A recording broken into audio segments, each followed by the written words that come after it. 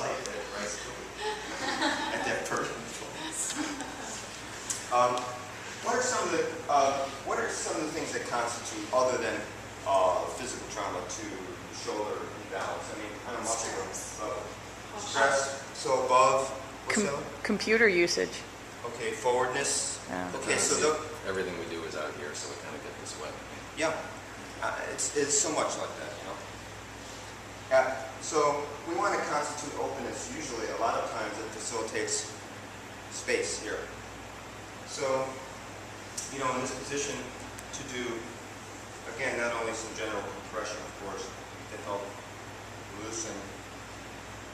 So you're thinking in a dimensional aspect, you have trapezius, rhomboids here, teres here, lats coming up, deltoid, and how it affects the shoulder. But these nice mobilizations where you just initiate some movement here.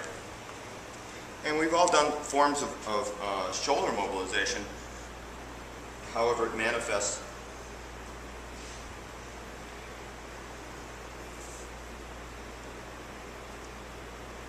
But a good thing to concentrate on is upper trapezius. You think about upper trapezius, the upper fibers, they have a tendency, and like you mentioned, because of that forwardness, they curl forward. And remember, they have attachments on the clavicle. Okay?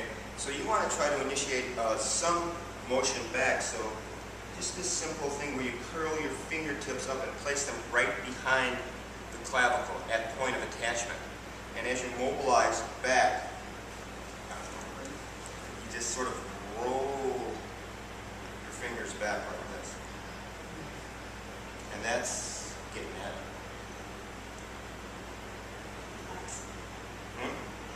I think you did.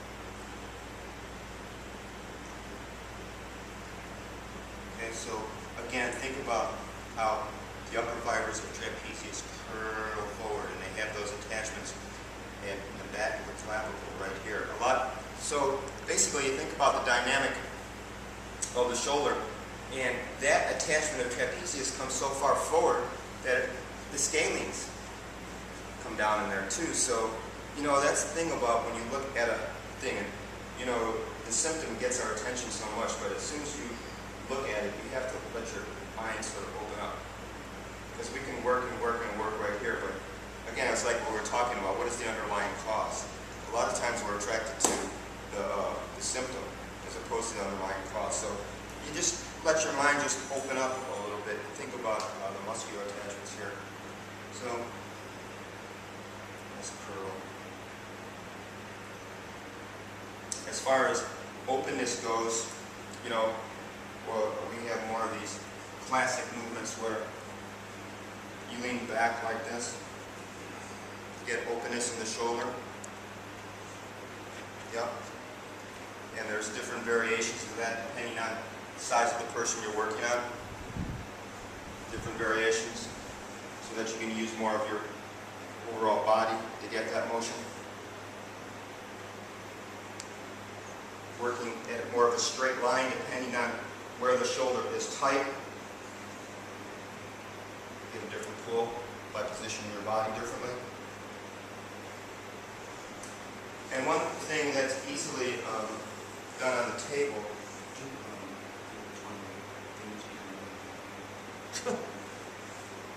do you have any idea? Is this simple lift. It's like effortless, man. I mean, this is like, look at 2 fingers right at the crux of their elbow. And it just opens up the front of the chest quite easily. And on the table, I'll show tomorrow, you do that from the head of the table and you slip in and then you just sort of use your legs to lift and you get a massive opening here. Okay, and would you go on your side, please?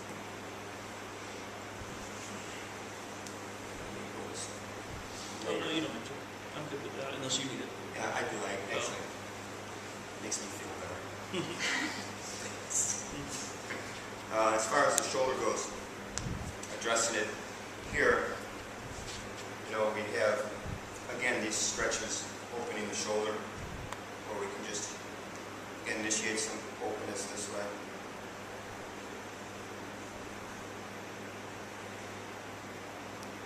not only does it release his neck, but see how the mat's starting to unroll too. It's responding to the work. It's starting to straighten out back into its original shape. But here's a nice one. Bob and I were playing with this earlier, where you can let your fingers curl into the upper soft tissue there with the attachment trapezius here. Okay, and just let your fingers roll in there using your body.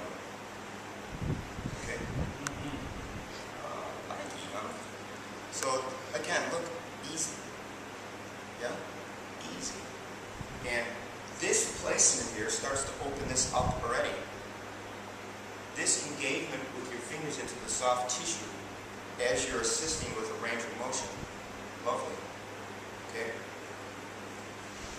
In that forward motion of the shoulder, one of the strong pullers of that is tight pec minor. Okay, lying deep to the pec major. So, one way of doing that and assisting some openness is I'm sitting in seiza with my knees right up against me. And my inside knee particularly is going to act as a point of fulcrum that I'm going to bend his arm over. But first, I'm going to use my fingertips to palpate for pec minor and do some cross fiber. So remember, it comes up and attaches on the coracoid process. Here, that crow's beak protuberance there from the shoulder. And you want to let yourself sink into there.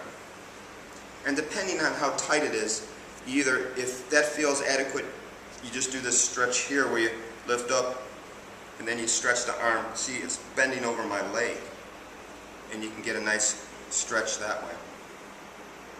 How's that? Is that far enough? Okay, so that's nice. If you're working on someone that are a little tighter, in sideline, you have the advantage of coming right under pec major because gravity is sort of taking it away from the body a little bit. And you can easily let your fingers curl up and go right into the belly of pec minor and get a really nice release that way. And the way you know you're on pec minor is if you let your fingertips go right into the rib cage and just roll right up. And you go right into the lateral border of it there. Yeah. Yes? Yeah, Okay. for me? Yeah. Okay.